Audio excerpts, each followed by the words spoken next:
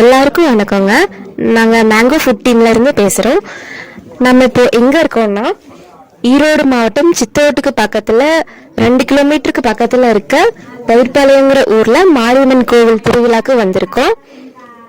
இப்போ பார்த்தீங்கன்னா, இந்த ஊரில் மாரியம்மன் கோவில் திருவிழா ஒவ்வொரு வருஷமும் சித்திரை மாதம் முதல் வாரத்தில் வரும். இங்கே முன்னாடி என்ட்ரன்ஸ்ல பார்த்தீங்கன்னா வாழை மரம், நொங்கு எல்லாம் கட்டி நம்மளை வரவேற்கிற விதமாக இதெல்லாம் பண்ணியிருக்காங்க.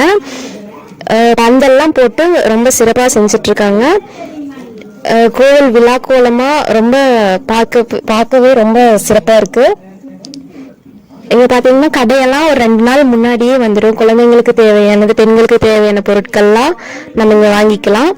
கோவிலுக்கு தீர்த்தம் 2 நாள் முன்னாடியே கொண்டு வந்து வச்சு பொங்கல் வைப்பாங்க. வியாழக்கிழமை காலையில் திருவிழா அன்னைக்கு பொங்கல் வச்சு மாரியம்மன் மக்கள்லாம் அவங்களோட நேர்த்திக்கடன்லாம் கிடா வெட்டி அதெல்லாம் செலுத்துவாங்க.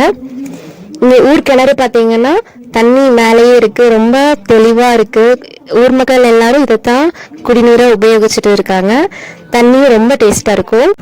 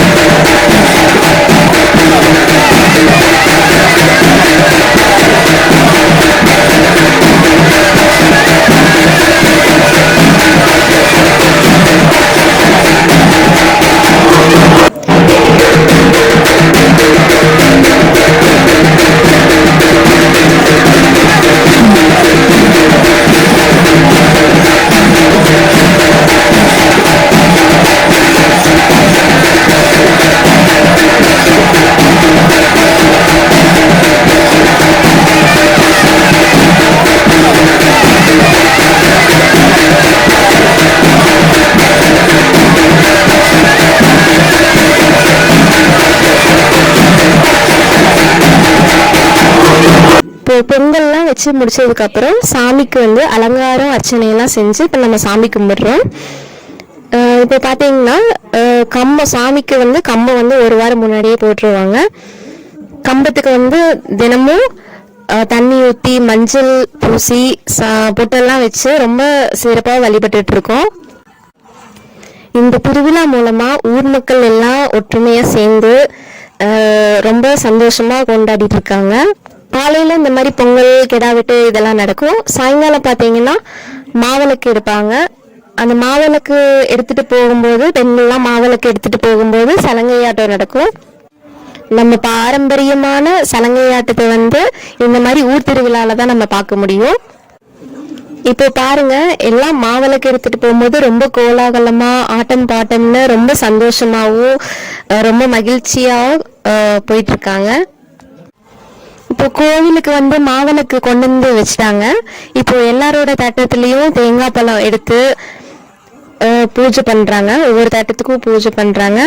அடுத்து ஒவ்வொரு சாமிக்கும் அலங்காரம் பண்ணி பூஜை நடந்துட்டுருக்கு. கோவிலுக்கு வெளியே குழந்தைங்களுக்கெல்லாம் ரொம்ப பிடிச்ச மாதிரி பலூன், கலர் கலரான எல்லா பொம்மைகளும் இருக்குது. குழந்தைங்களாம் ரொம்ப ஆசையாக அவங்களுக்கு பிடிச்சதை வாங்கிட்டு இருக்காங்க. லேடிஸ்க்கு தேவையான வளையல், செயின் இந்த மாதிரி எல்லாமே இருக்கு.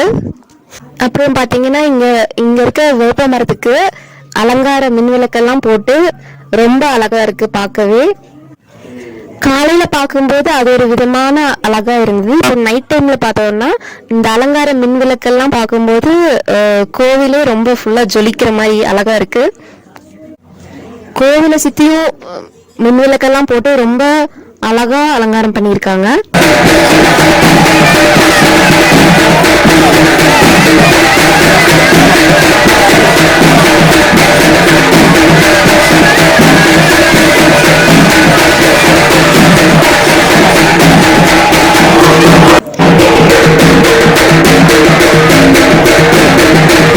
கோவிலில் பார்த்தீங்கன்னா விநாயகர், கன்னிமார், சிவன், பார்வதி, முருகன்லாம் இருக்காங்க. இதில் முக்கிய சிறப்பு என்னன்னா பார்வதி தேவி மடியில் முருகன் ஒரு பாலகனா, அதாவது ஒரு குழந்தையா உட்கார்ந்துட்டு இருக்க மாதிரி காட்சி. இந்த வீடியோ பார்த்த எல்லாருக்கும் அம்மன் அருள் கிடைக்கட்டும். நம்ம சேனலை புதுசாக பார்க்குற வியூவர்ஸாக இருந்தீங்கன்னா மறக்காம சப்ஸ்கிரைப் பண்ணுங்க, லைக் பண்ணுங்க, ஷேர் பண்ணுங்க. நன்றி.